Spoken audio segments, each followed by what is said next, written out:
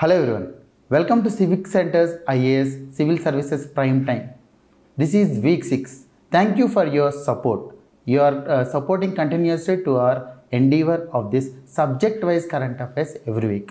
First of all, Telangana group 1 వాళ్ళందరికీ appointment letters ఇచ్చేశారు and congratulation to all of you. And Telangana group 2 వాళ్ళకి కూడా result declare చేశారు. I think appointment letters కూడా ఇస్తున్నారు and congratulations to all of them. And notification అనేది తొందరలో రాబోతుంది తెలంగాణలో. So be prepared. And likewise ఏపీలో కూడా నోటిఫికేషన్ రాబోతుంది. Be prepared. Daily current affairs అనేవి సబ్జెక్ట్ వైజ్ ఉంటున్నాయి. So please use it to the fullest of the extent. Right. Thank you. Let's go into the topics of this week. First one is outward remittances under LRS dips 11% in July to $2,452.3 million. US higher bill may choke India's IT, BPM, GCC sectors, Global Capability Centers sectors, which is rising in India now. The third one is analyzing Indian states macro-fiscal health.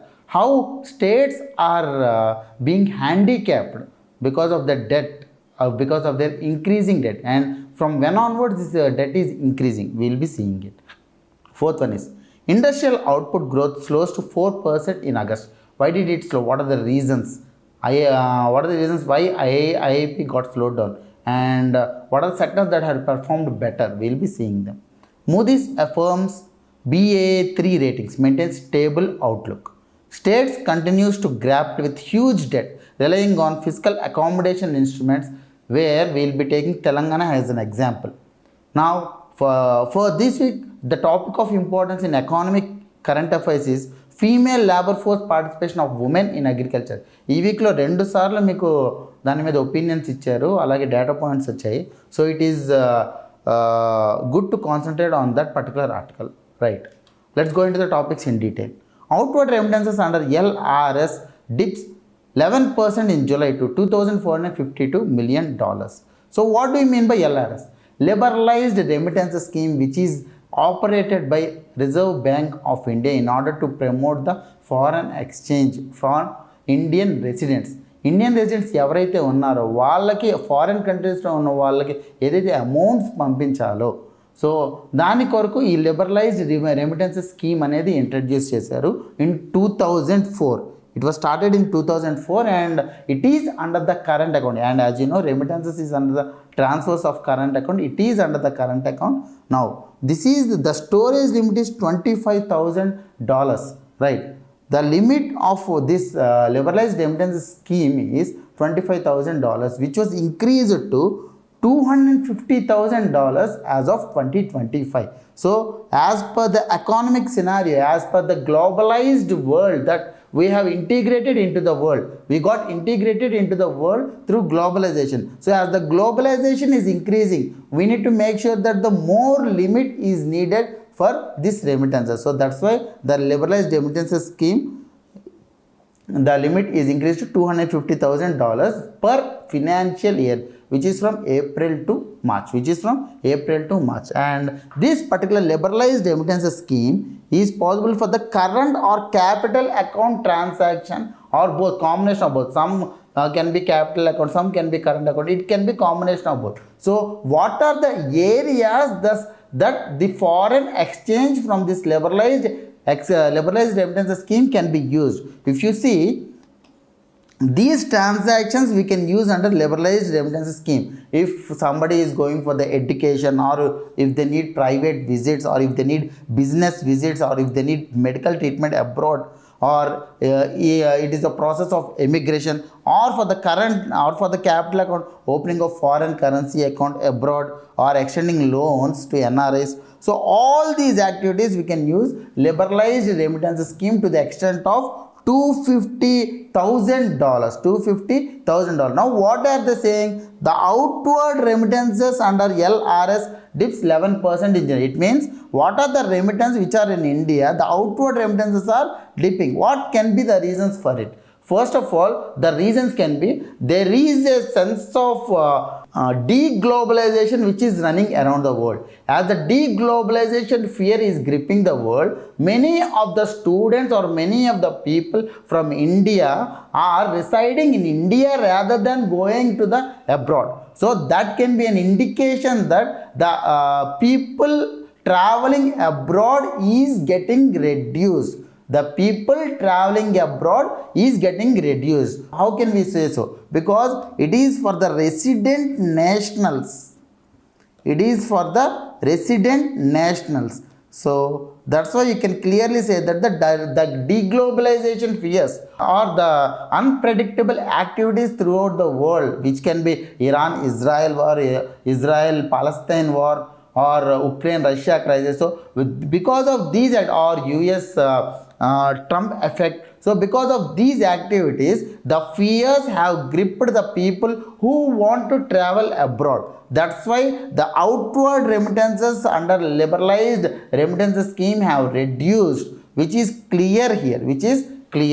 Now, the second one, USHIRE bill may choke India's IT, BPM, GCC sectors, which is global capability centers, which are recently trending now, where most of the BPO centers will be established in the global capability centers. Now, if you see what is this HIRE bill, Halting International Relocation of Employment Act of 2025. It means US Senator named Bernie Moreno have introduced a bill in the US Senate that we need to pass a bill named Halting International Relocation of Employment Act, where US companies should reduce the outsourcing of work to the other countries.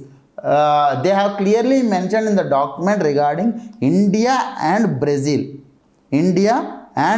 because most of the work which is outsourced either goes to India or Brazil, because China employee wages have increased, the labor wages have increased. That's why India and China, most of the outsourcing activity goes in IT and BPO, and we are a BPO center of the world. Most of the clients that we are dealing are from US. So this will definitely affect India to the extent of the client cost will increase by 46%. The client cost will increase by 46%, and in this particular HIRE bill, they want to impose 25% excise tax on outsourced work. When it is taxed, the cost of outsourcing will increase. As the cost of outsourcing will increase, the outsourcing activity will decrease. When the outsourcing activity to India decreases, the employment activity in India decreases. As the employment activity in India decreases, the service sector gets a dip. So that is the connection with this particular bill, which can impact India to a larger extent. So why? Because most of the IT companies in India operates with 12 to 15% operating profit. 12 to 15% operating profit. Only very few companies operate to the extent of 22 to 25%. If this excise tax is imposed to the extent of 25%, the companies can share the increased cost among them and their particular clients. The clients will be bearing some cost, and the companies which have got the outsourced work also need to bear some cost. So it means the profits that they are getting will be reduced by 4 to 8% because of this bill. Will be reduced by 4 to 8% of the profit that they get because of this bill. So the medium range IT companies will definitely get affected, because the range of profits that they operate is very, very less, which we measure through EBITDA, which is earnings before interest, tax, depreciation and amortization. Earnings before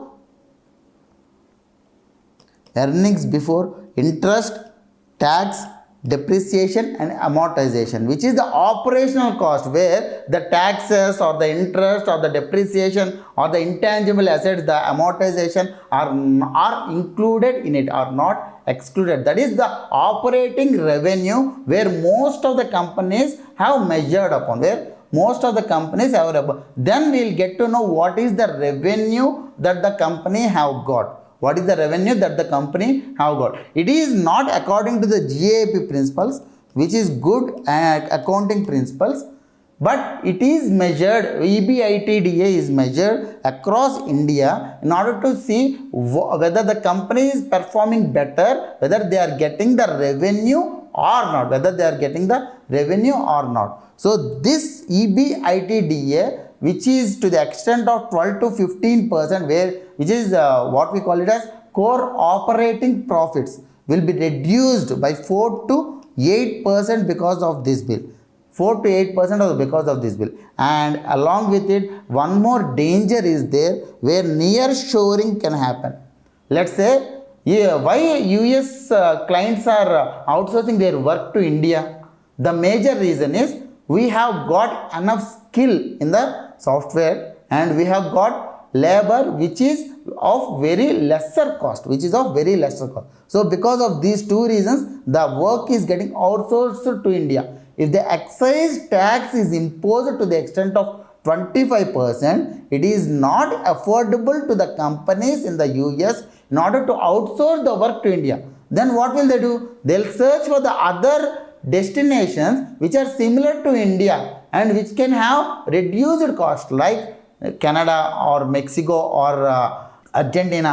So where the countries are not profitable in one way or not profitable in one way. So in those cases, the near shoring will happen. So US is there. The countries near to the US will be outsourced in order to reduce the excise tax,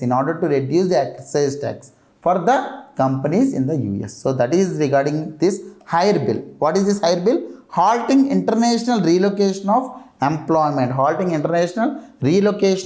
employment. Analyzing Indian states macro-fiscal health. Most of the states in India, చాలా మటుకు ఇండియాలో states అనేవి ప్రీవియస్గా they use to have surpluses. Even Telangana use to have surplus when it was formed. But over a time period, they have got complete deficits in their budgets. So why did it happen? The major reason, because of COVID-19, most of the states became deficit states rather than the surplus states because of COVID-19. It was clearly conveyed in the report released by the CAG on states macro-fiscal health, which is released decadally, every decade. And what are the findings of this particular report? If you see, in the last decade from 2011 to 2020, it is Uttar Pradesh which is having the highest surplus of 37,000 crores. In general, మనం ఏమంటాం, బీమారు states అంటాం, Bihar, Madhya Pradesh, Rajasthan and Uttar Pradesh. So A state which is treated as Bhimaru state, which is treated as a poor state, have a surplus of 37,000 crores in the last decade. It means that the structural change happened in Uttar Pradesh in the last decade, which is very, very clear in its finances.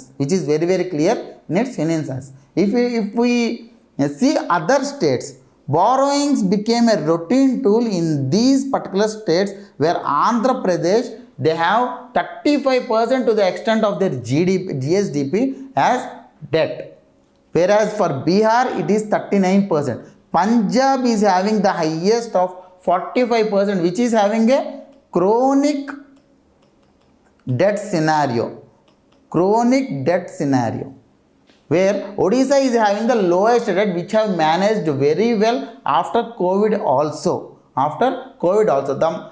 Rajasthan is a state where the debt have quadrupled, which is increased by 4 times after COVID, whereas Telangana, it is sustainable. Yes, its debt is high, but its earnings are also high, which is making sure that the debt is not piled up in Telangana. Whereas if you see Andhra Pradesh, there is no revenue generation to the extent that it is expected, but the debt is rising. As the debt rises, the interest payments rises and the recurring payments rises. So when the recurring payments rises, the capital assets will not be created. As the capital assets are not created, the revenue will not be generated. As simple as that. Now, so there are three types of states. First one is who kept borrowing, like Andhra Pradesh, Punjab and Rajasthan, even after COVID also. Yes, most of the states borrowed because they need to give the fiscal stimulus to the economy. They need to just punch the economy so that the growth can happen. But there are some states which kept borrowing without adhering to the limits, which is Andhra Pradesh, Rajasthan, Punjab. Whereas some states have held back from borrowing, which are Karnataka and Maharashtra. Whereas some states have drastic cut after 2020-21 because they have borrowed so much till 2019-20, 2020-21. After that, they have made a drastic cut in their debt. The states are Odisha and UP, which are having very less debt as of now. So this is regarding the report. It is clearly showing that there are three different types of states which are all are affected by the COVID. But some states kept borrowing time and again, which have stressed their finances. Some states have reduced the borrowings, which is definitely they are maintained, but some states have drastically reduced the borrowings. They made sure that they generate the revenue in order to get the policies implemented. Next, industrial output growth slows to 4% in August. Yes, industrial output have slowed down. Why did it slow down? What are the reasons because of its slowing growth? First one is consumer durables and non-durable sector have not performed very well, along with the manufacturing, capital goods and infrastructure sectors, which are the core sectors. Yes, manufacturing activity is not performing well over a time period. Along with it, consumer durables and non-durable sectors also have not performed well. Why is it so? Because the US tariffs have imposed so that the exports got subdued. As the exports got subdued, the production got subdued, and also the consumption also got subdued in the recent times. Now, so what are the sectors which are having the positive growth? The mining activity is having the positive growth. The primary goods sector is having the positive growth, and the electricity output is having the positive growth. So these are the sectors that are having the positive growth in August, whereas consumer durables and non-durables is the major reason for slowing IIP in August 2025. If you see, it had slumped down from 4.3% in July. Now, when we say index of industrial production, what does it signify? As we have clearly seen previously also, index of industrial production is nothing but the change in the volume of the production. Yanta production July lo ayindi, yanta production August lo ayindi, yanta production August 2024 lo ayindi, yanta production August 2025 lo ayindi. What is the change that is happening? So the changes in the volume of the production are measured by the index of industrial production, which is published by National Statistical Office, which is having 2011-12 as the base year. Yes, primary goods, capital goods, intermediate goods, infrastructure, durable and non-durable goods. These are the classifications of index of industrial production, which is use-based sectors.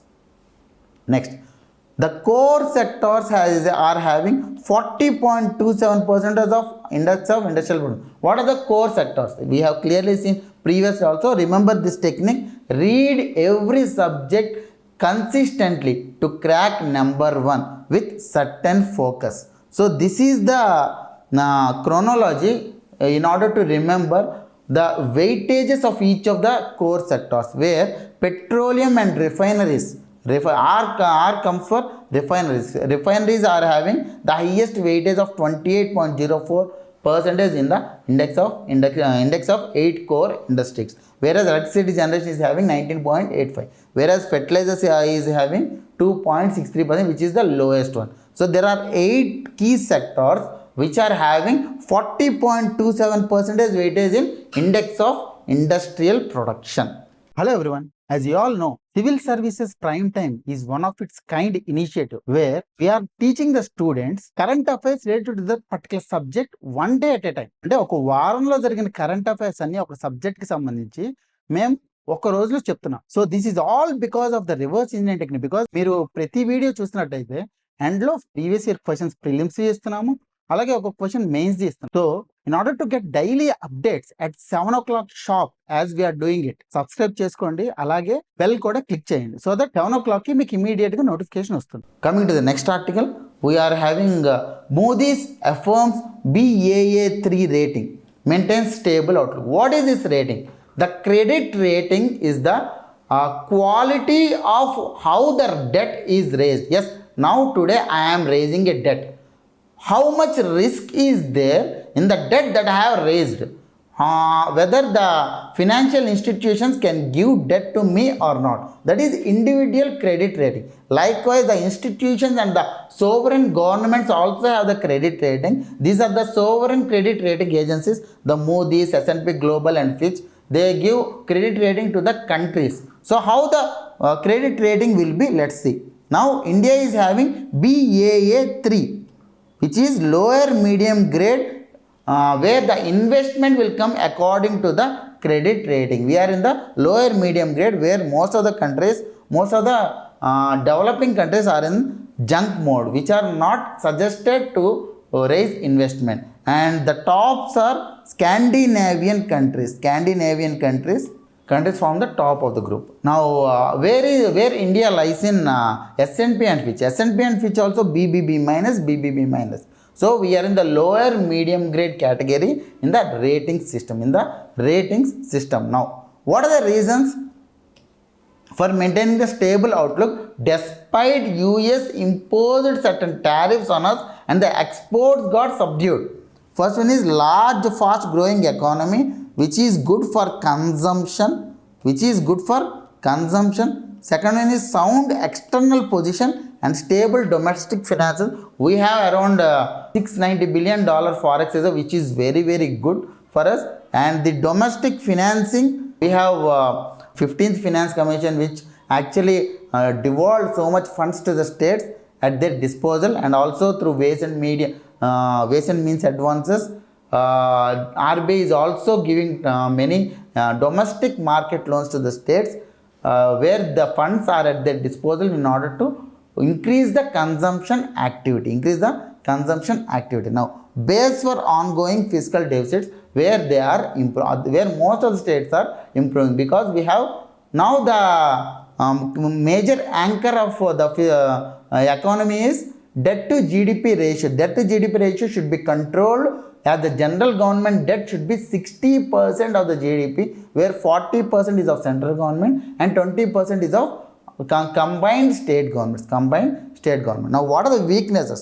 High debt burden of the state. Yes, most of the state, as we have seen previously, the fiscal prudence, what we call it as fiscal prudence, is not there for the certain states like Andhra Pradesh, Rajasthan, Punjab, where they are borrowing too much, and the most of the revenue that they are generating, more than 10% of the revenue is going into the interest payments. Now, where is the asset creation there?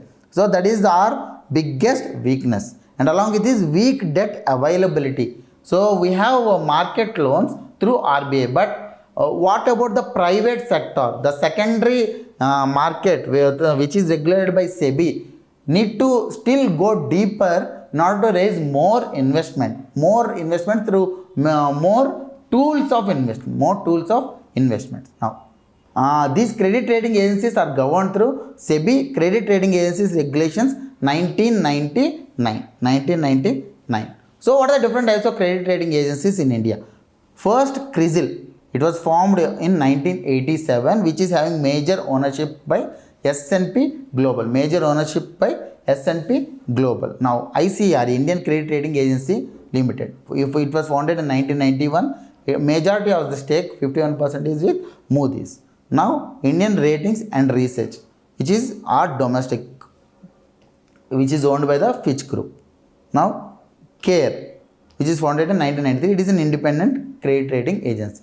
Now, Brickworks, which is founded in 2007, a question was asked in UPSC regarding this. 2007, there is no shareholding by any of the popular 3 sovereign credit rating agencies. It is a domestic independent credit rating agency. Now, states use debt, a concern for India's fiscal health. So, why states use debt is a concern. Firstly, more than 10% of the revenue which is generated by the states are going into the interest payments.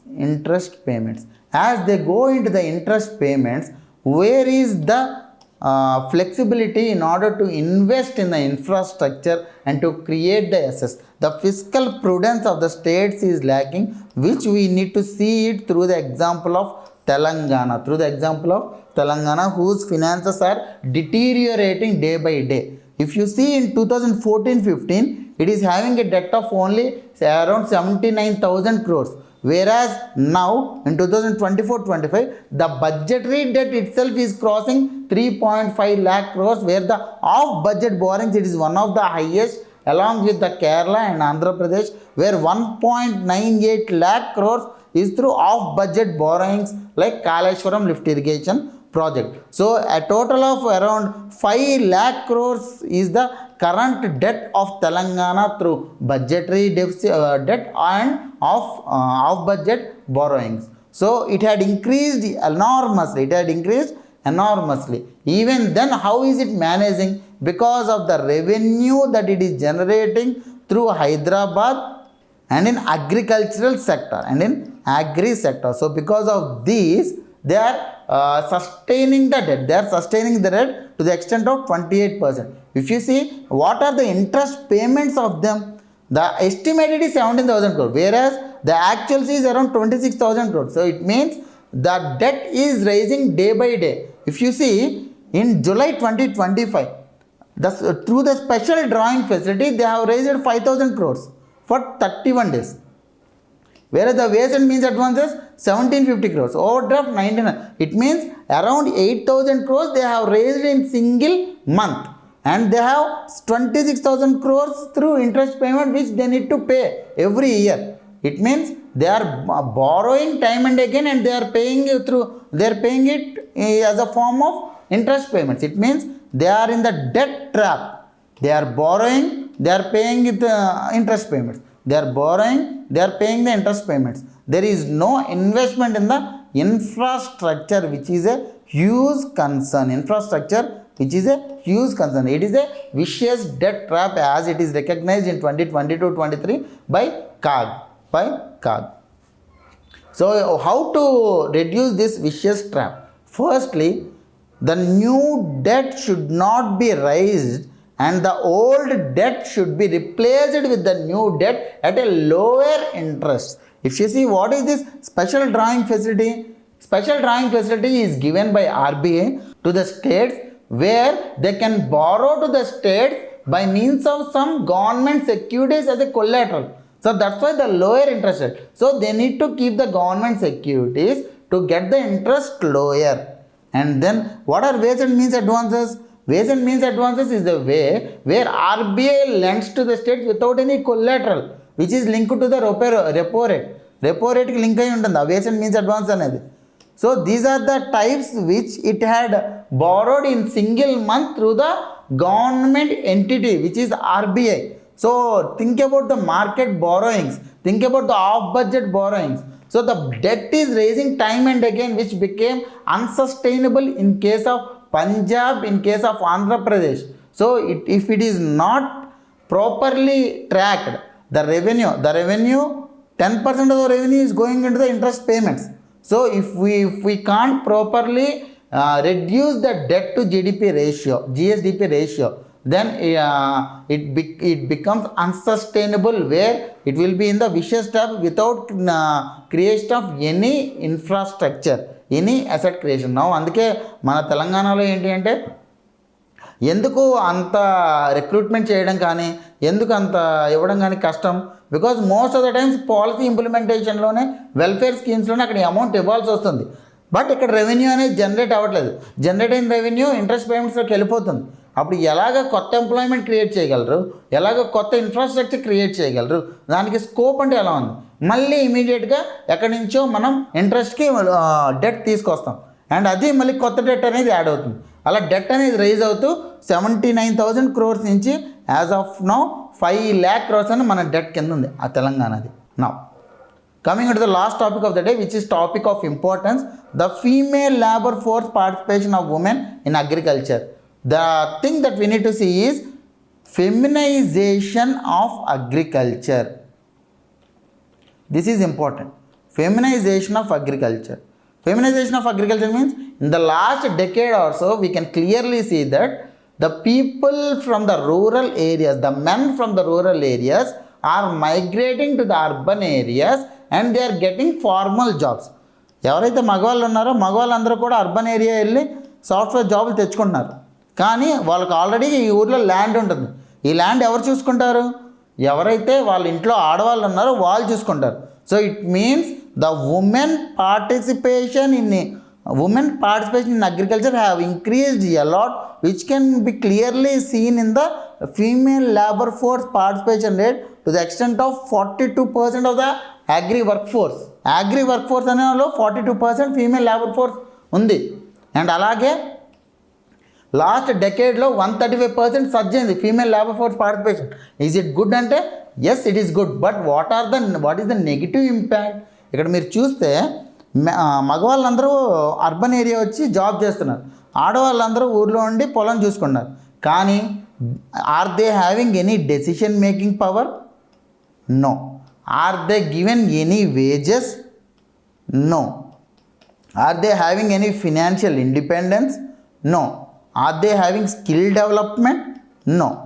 Only the female labor force participation has increased, but the quality of the labor force participation have deteriorated a lot, which can be clearly seen through this. So ఎవరైతే wages ఉన్నాయి, wages తగ్గిపోతూ ఉన్నాయి, కానీ labour force అనేది పెరుగుతూ ఉంది. Female labour force పెరుగుతుంది 42%కి, కానీ ఇక్కడ వేజెస్ అనేవి తగ్గిపోతూ ఉన్నాయి. ఇక్కడ మీరు చూడండి, అగ్రికల్చర్ సెక్టార్లో అన్పెయిడ్ లేబర్ ఎంత ఉంది? 23.6 million in 2017-18, which is 59.1 million in 2023-24. It means this is the extent of the people who are working without any wages, which is not adding any income to the GDP. అందుకే agriculture అనేది 18%, 15% restrict అయిపోతుంది, కంప్లీట్గా restrict అయిపోతుంది. So it means we are not utilising the potential of the women who are working in their fields in order to raise the revenue. They are just making sure that the sustenance is happening. They need to ensure the skill development need to happen through Swayam Sampurna లాంటి ఒడిశాలో schemes and training మాడ్యూల్స్తో they need to be empowered through self help groups కావచ్చు, farmer producer organisation కావచ్చు. They need to be empowered enough in order to raise the agricultural productivity. Now it is easy for the women because farm mechanization is increasing. Seeders వచ్చేసాయి, happy seeders వచ్చేసాయి, harvesters వచ్చేసాయి. There is no need to do any manual labor by the women. They can easily manage the drone technology, they can easily manage the harvesting technology. So they need to ensure that they have the specific skill in order to manage them. The skill development in the rural areas to the female labor force need to happen in order to raise the revenue in the agriculture, and also in order to raise the female wages. If you see, female labor force అనేది పెరిగింది to the extent of 42%, but whereas the land holdings owned by them, they are only 13 to 14%. ఆ 13 to 14% కూడా government ఒక rule పెట్టింది కొన్నిసార్లు. Yes, the land can be given only when it is registered on the female head of the family's name. అప్పుడు మాత్రమే land అనేది register అవుతుంది. అలాంటి specific situation 13. So in general, in reality it will be only through the behaviour. It is only 5 to 6%. So now farmer producer organizations, self-help groups have major work in order to promote the skill development of the women who are engaged in the labor force of agriculture, who are engaged in the labor force of agriculture. If you see, Uttar Pradesh, the labor force is 52%, Rajasthan 69%, Bihar 50%. So అన్ని northern states నుంచి they have migrated to the urban areas. The women are looking after their fields, so they need to be educated. In order to get the good revenue, and good income also. So these are the topics of this week: a labor force participation of women and fiscal prudence of the states. These two topics are having more importance for this week. Right, now let's see the previous year questions of this week. This question was given in 2022. Consider the following statements. In India, credit rating agencies are regulated by RBI. The rating agency, popularly known as ICRA, is a public limited company. Brickworks Rating is an Indian credit rating agency. So, are credit rating agency is regulated by RBI? Definitely not. So, complete elimination technique ద్వారా clear గా answer చేసేయచ్చు. And ICRA is a public limited company. Yes, as we have seen, Brickwork Ratings is a Indian credit rating agency. As I have told you, UPSC previous year questions లో ఇది ఇచ్చారు. Next, 2015 లో ఇచ్చిన question, and we have discussed this previously also.